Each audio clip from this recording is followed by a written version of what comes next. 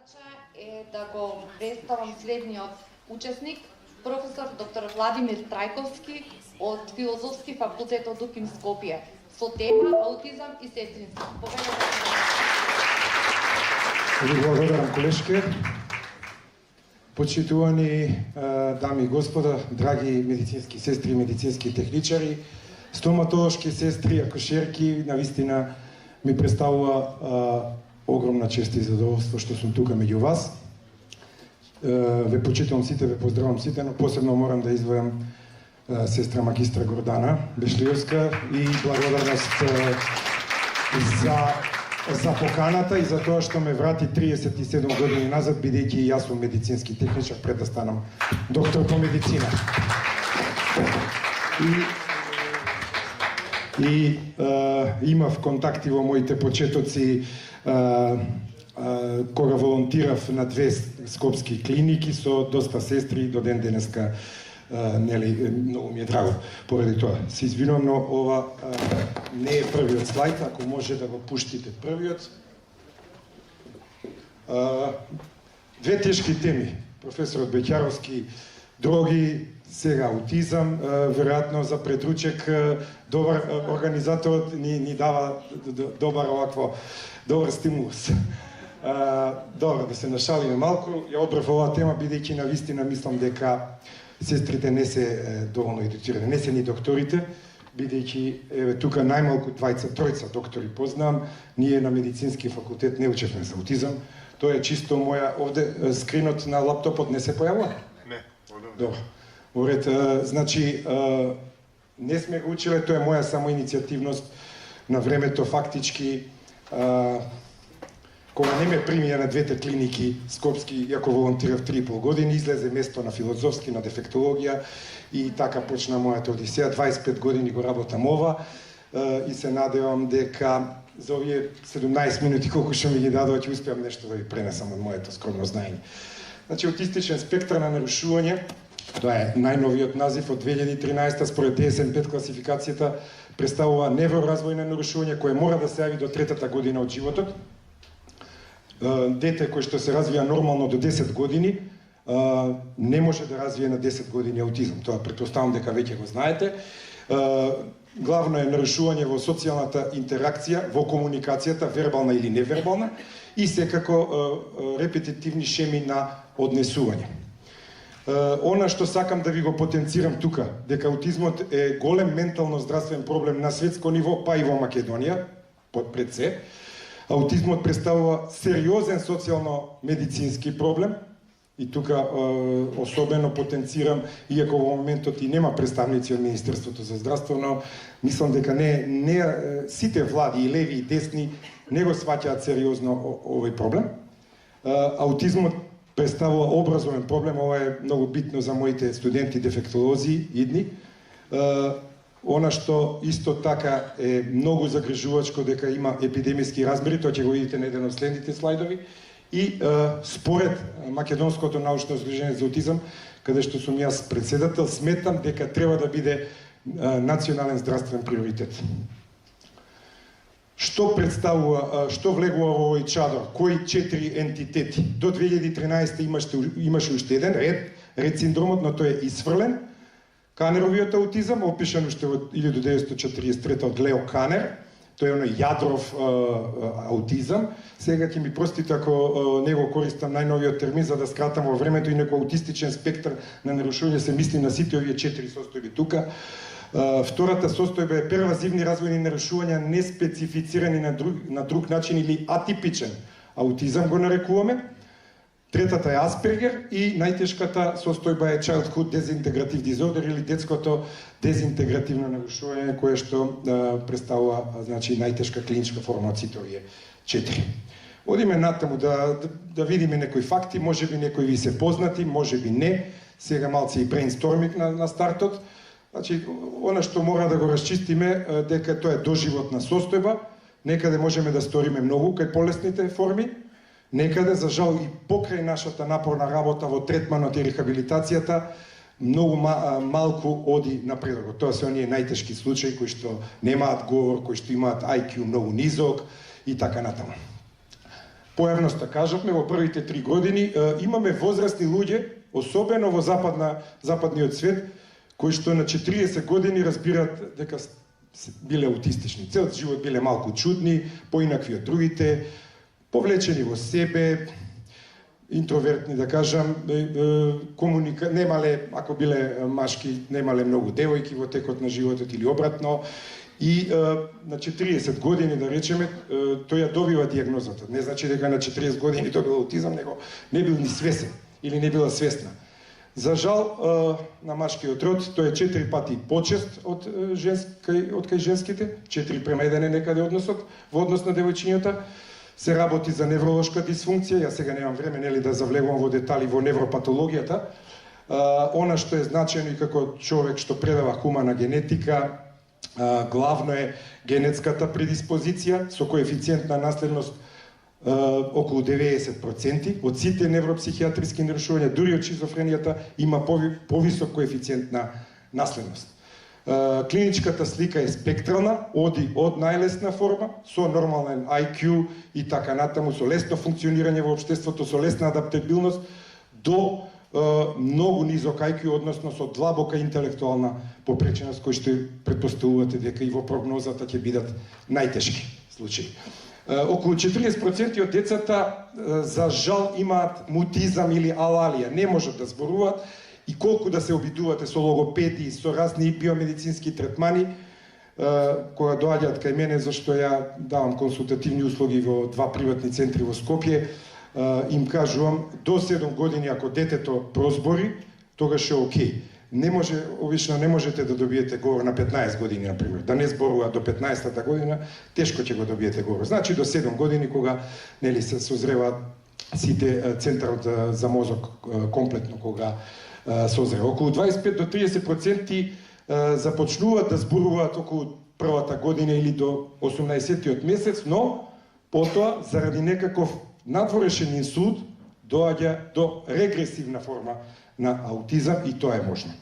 Одиме натаму, ова што е застрашувачко, тоа е таа епидемија во светот, според Центарот за контрола на болестите од САД. Ја гледате кривата, од 1970 од 1 на 10.000, 2023 1 на 36, а сега 24 дори има податоци 1 на 32. Тоа е скоро 3%, што е алармантно. Многу луѓе во Македонија ова не го знаат, особено не го знаат и што е жално во ресорните министерства за здравство, за образование и наука и за труд и социјална политика. Сите оние 3 кои што би требало да го опфатат третманот, рехабилитацијата и едукацијата на овие деца и лица понатаму. Во етиологијата сосема накусо, нешто начнав, кажав дека има генетска предиспозиција, огромен процент, коефициент на наследност. Во поделбата имаме 2 типа, идиопатски, кои што или примарен аутизам, околу 90 до 90%, каде што не можеме да ја откриеме причината, колку и да правиме истражувања, и околу 5 до 10 се секундарен аутизам, каде што во основа лежи туберозната склероза, неврофиброматозата, дури Даун синдром, во 7% има асоциација со аутистичен спектар или други генетски болести, значи може да бидат примарни и секундарно на тоа се надоврзува аутистичниот спектар. 30% од децата со идиопатски имаат комплексен аутизам со присуство на дизморфични знаци, каде што може според некои краниоцефалични аномалии, например, да забележите дека нешто ова дете има проблеми, но главно значи или има микроцефалус или други структурни абнормалности кои што ги гледаме на магнетна резонанца. 70% од децата со идиопатски аутизам го имаат оној есенцијален аутизам и тоа се убави деца, по ништо не можете, има отсуство на било какви знаци за краниофацијална дизморфија. Одиме натаму сега, чисто да видите кои се биолошки нарушувања кај аутизмот, ја нема да ги наведувам сите, но има огромен број, значи аутизмот одавна е отфрлена психогената теорија, воопшто не се работи за психолошко нарушување, туку длабоко во својата генеза е биолошко нарушување. Длабоко. Значи има многу од децата, огромен процент хронична диареја или обстипација имаат страшни проблеми со дигестивниот тракт, leaky gut синдром или синдром на пропустливи црева. Често наоѓаме кандида албиканс во фецесот, на метаболно ниво, нарушување на сулфурација во хепарот, понатаму во однос на минералите, дефицит на цинк, селен, страшно многу често и во нашата популација. Јас наоѓам, ги упатувам, например, сега тоа е малку скапо за нив, а не е покриено од фондот, тешки метали во коса, по 200 евра даваат во овие приватни, но има родители кои што сами од мене барат кај да одам и потоа кои ќе дојдат со резултатите, низок цинк, низок селен, висока жива, високо олово и така натаму и така натаму. Нарушување во невролошкиот развој, нарушување во хипокампус и амигдала, затоа имаат проблеми со меморирање или со емоциите, дизрегулација на емоциите. Глутен, казеин, сензитивноста е многу сериозна и сега сватете ги овие сите работи тука и биолошки нарушувања дека се појавуваат кај некои деца, не кај сите. Затоа и аутизмот е голем предизвик, затоа што ниту едно дете не е исто со другото дете со аутизам. Среќаваме дефицит на омега-3 аминокиселини, фреквентни вирусни бактериски инфекции, нарушен имунобиолошки систем.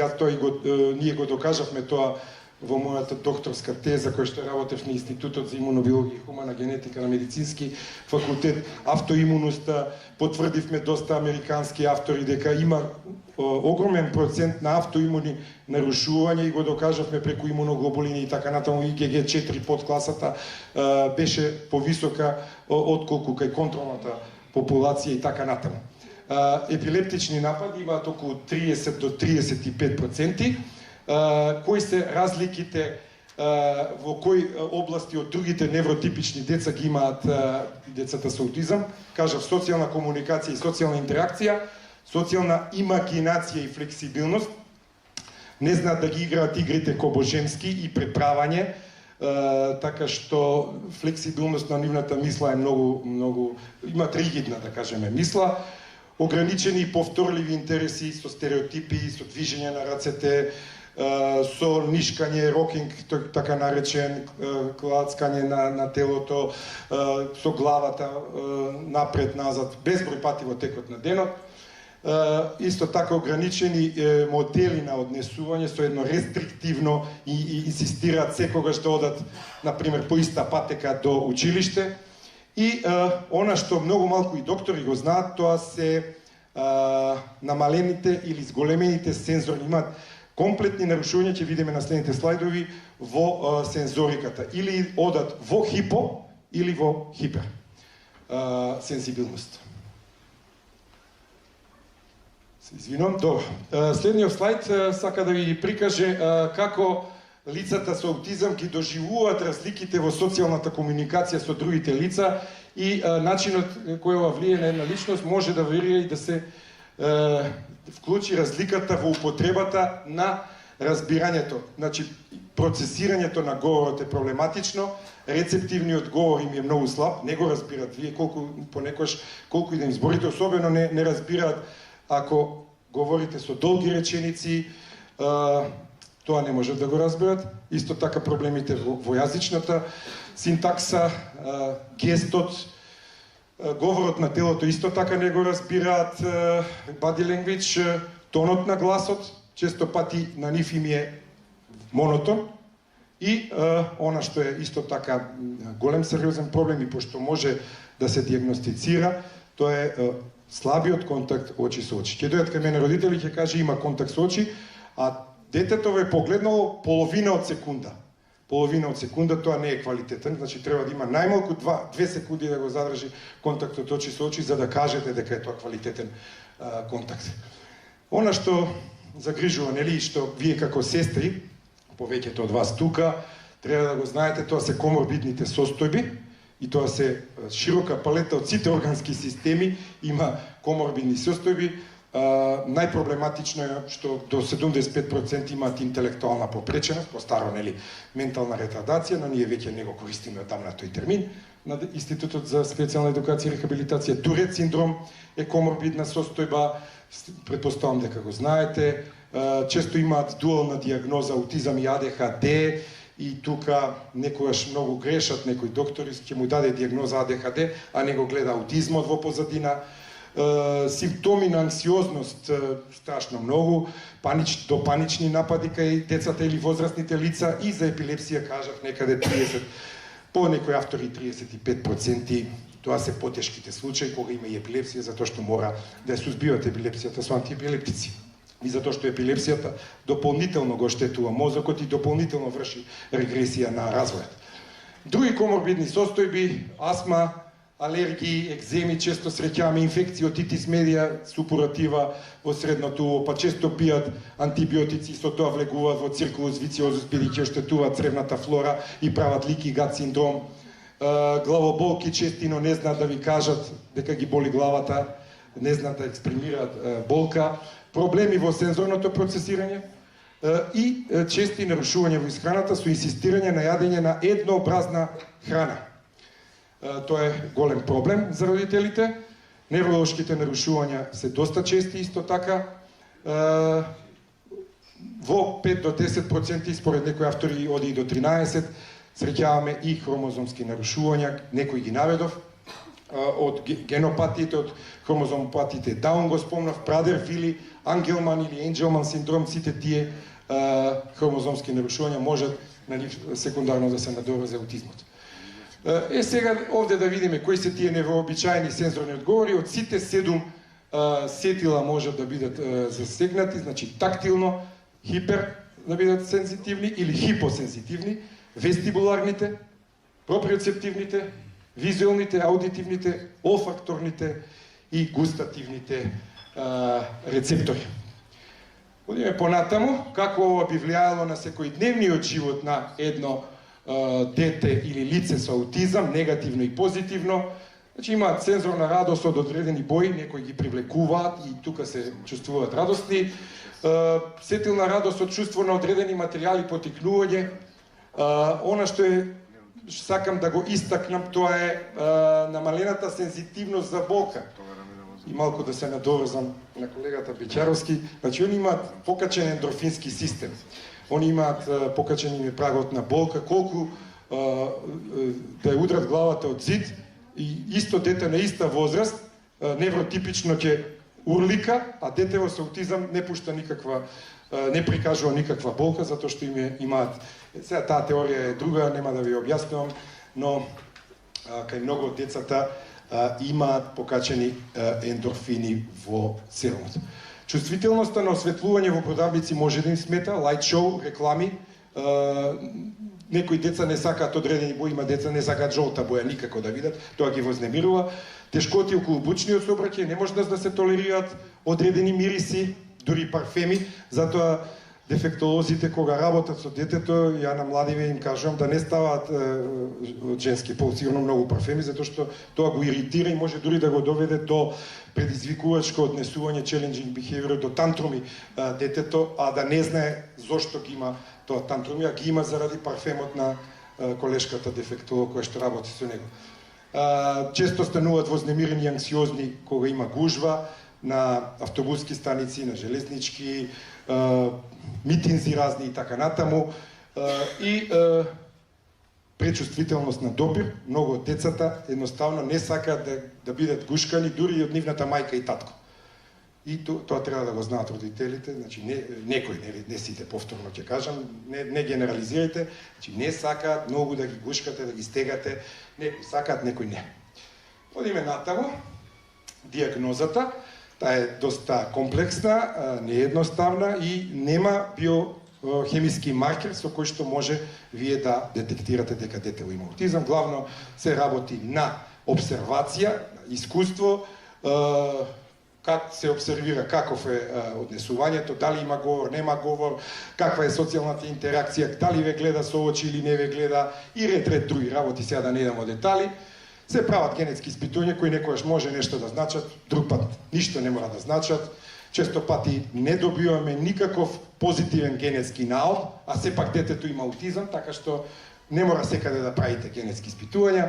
Тестови за процена на јазичните способности, за моторната координација, за слух и вид, понатаму секако когнитивно тестирање, тоа го прават колегите психолози, Има разни прашалници за комуникацијата на децата, од она што е медицинско, тоа се правење често пати задолжително ЕЕГ, затоа што може да имаат абсанси, кои што родителите нема ни да ги забележат, а сепак тие да ги детектираме со ЕЕГ. КТМ и МНР ретко покажуваат одредени абнормалности, многу ретко. ICD-10 критериумите веќе малце се иминато, она што е главно DSM-5 критериумите на АПА, ADR критериумот е малку подолготрајно испитување, треба околу 90 минути за едно интервју да се направи со родителите за детето и обично се користи во научни цели.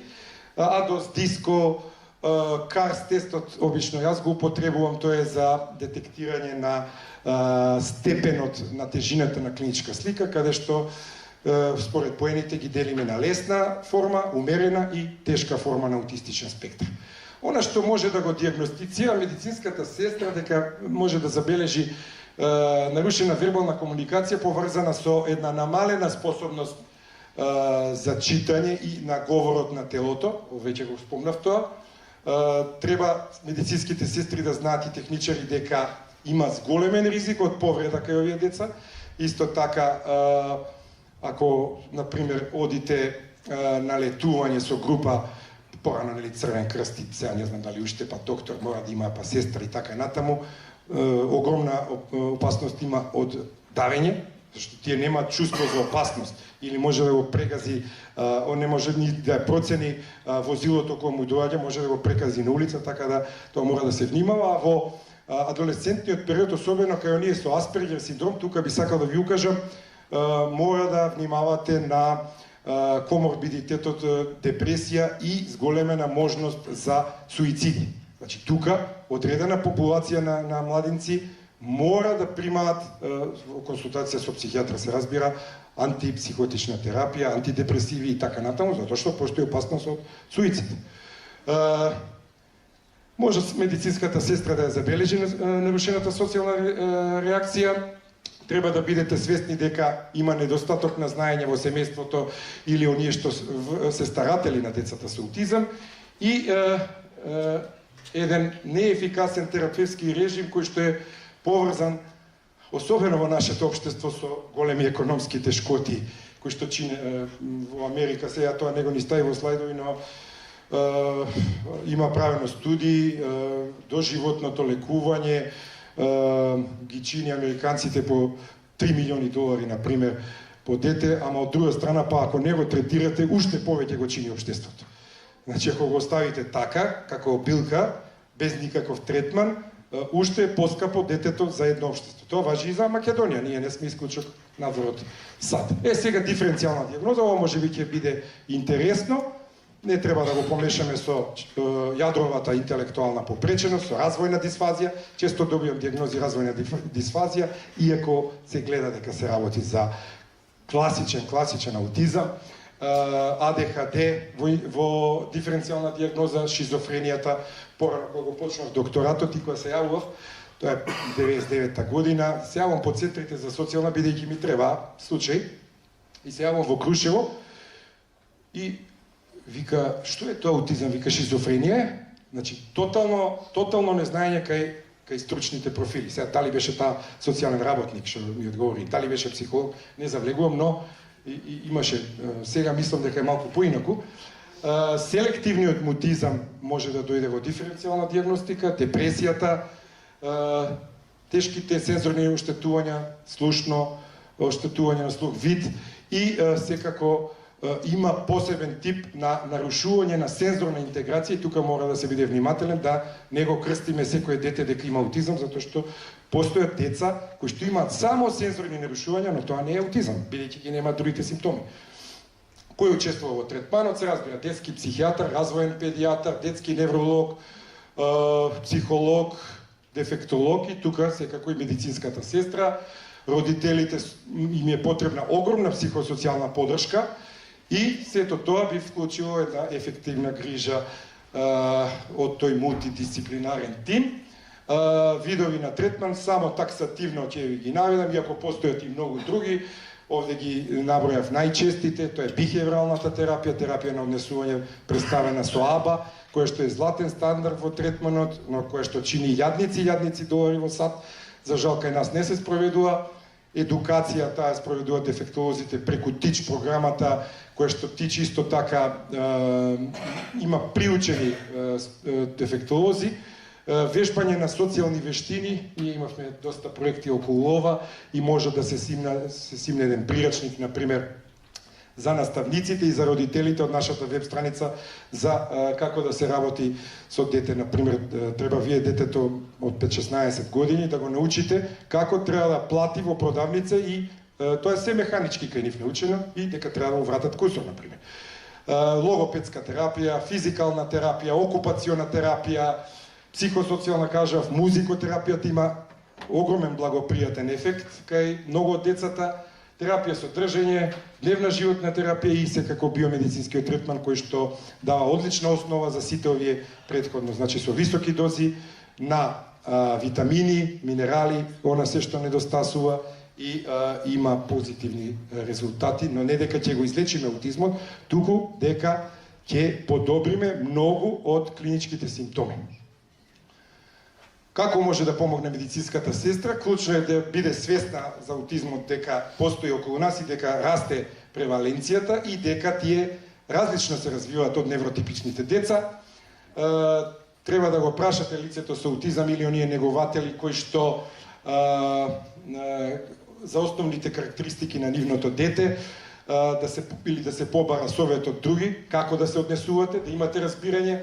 Луѓето со аутизам имаат многу што да понудат. Јас бев ментор на две студентки кои што правевме истражување за вработувањето и за жал во 2010 и во 2020 година процентот на вработени лица со аутизам во Македонија беше 0.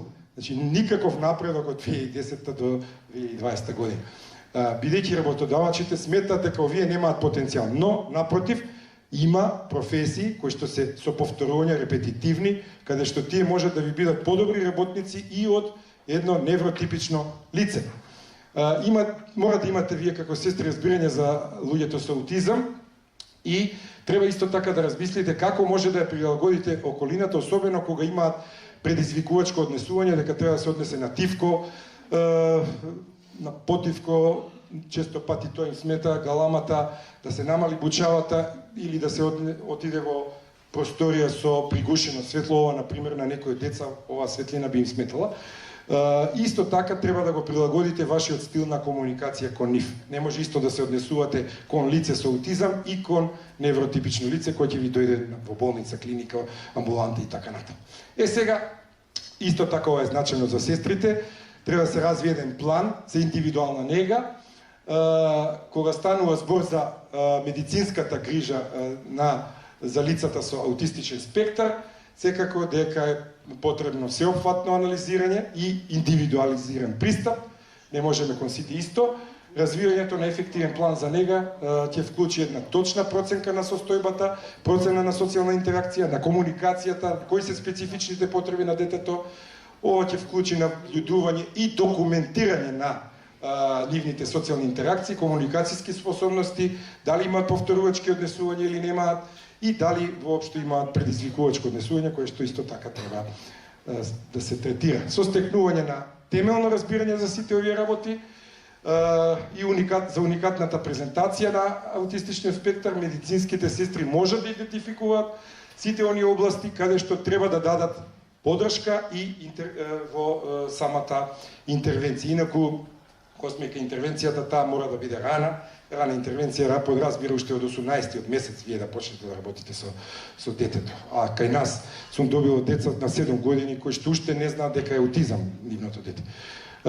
Друго во однос на овој индивидуализиран план, значи откако ќе се проценат симптомите, тежината на симптомите, какво е однесувањето, следниот чекор е да видиме кои се специфични потреби и предизвици со кои што се соочува тоа дете или возрасно лице. Ова може да вклучува, секако кажав, тешкоти во социјалните реакции, во комуникацијата, во сензорната пречувствителност или намалена чувствителност. И кога ќе ги препознаете овие специфични ризици, медицинските сестри вие можете да развиете одредени насочени стратегии и интервенции и да може ефективно да се справите со нив. Со развијање на овој индивидуализиран план, за медицинска нега, медицинските сестри може да обезбедат насочена грижа и поддршка секако како на децата, така и на возрастните лица, за да може секако она што вие главното мото на овој конгрес, кој што ја го почитувам, да достигнат една автономија. Значи, како на вас, сестрите, во работата ви треба, така на лицата со аутизам им треба автономија и независност, кога ќе направат 18 години, да можат да привредуваат за себе и за општеството. Не да бидат economic burden of society, значи да не бидат на економски терет на општеството. Се извинувам, малку погрешно. Треба да адаптирате вашата комуникација, да зборувате полека и јасно на еден директивен начин со лицата со аутизам, да оставите време да ги процесира информациите, они не можат да не пратат, или овој мој прз говор не може да го пратат. Избегнувайте да се подпирате на гест, говор на тело или одредени изрази на лицето. Не користете никако идиоми, фрази и метафори, они не разбират ни идиоми, ни фрази, ни вицеви, ни двосмисленост во реченицата и секогаш со кратки директивни упатства. Привршувам, значи тука сум кај заклучокот, аутистичниот спектар има и тоа како епидемиски размери во сите општества, па и во нашето. Медицинската сестра треба да биде свесна за постоењето на аутизмот, да ги знае основните работи, да го препознае, да упати каде што треба да го упати. Според мене има не главна, туку има значајна улога во кариката на третманот. Не го користам зборот лекување, знаете, затоа што нели на почетокот не кажам, но претпоставам дека тоа го знаете, дека воопшто не го класифицираме аутизмот како болест. Постојат множество на медицински нарушувања, особено во гастроинтестиналниот тракт, нарушување на метаболизмот, кој што може да се третира, нарушување во невролошкиот систем и така натаму, и секако дека со индивидуализиран план за медицинска нега кај аутистичниот спектар, медицинските сестри би можеле да обезбедат една насочена грижа и она што е најзначајно, да дадат поддршка како на лицата со аутизам, така и на нивните семејства. И она што не го ставив на слайдот, може би после во дискусијата, но ајде сега да го начнам.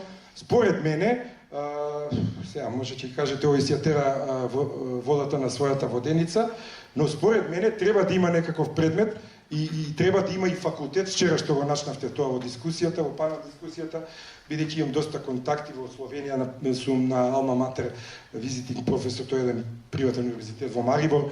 Значи, они имаат цел факултет за здравствена нега. Така да мислам дека и во Македонија редно време веќе да постои таков факултет и треба да аутистичен спектар, нарушување на социјални комуникации има доста тука, не мора да се вика предметот аутизам, но мислам дека треба медицинските сестри да бидат обучени во однос на тоа, на сите тие нарушувања во однесувањето и во социјалната интеракција. Take home message, што викаат американците, пораката е дека аутизмот може да се третира, не велам лечи, и дека постојат многу индивидуални разлики, не постојат две исти деца со аутистичен спектар. Еден вид на третман што действува кај едно дете, кај друго може да нема никаков ефект, никаков. Ова е литературата, некои мои учебници, книги, прирачници за поддршка и така натаму, и ова се моите контакти. Ви благодарам за вниманието.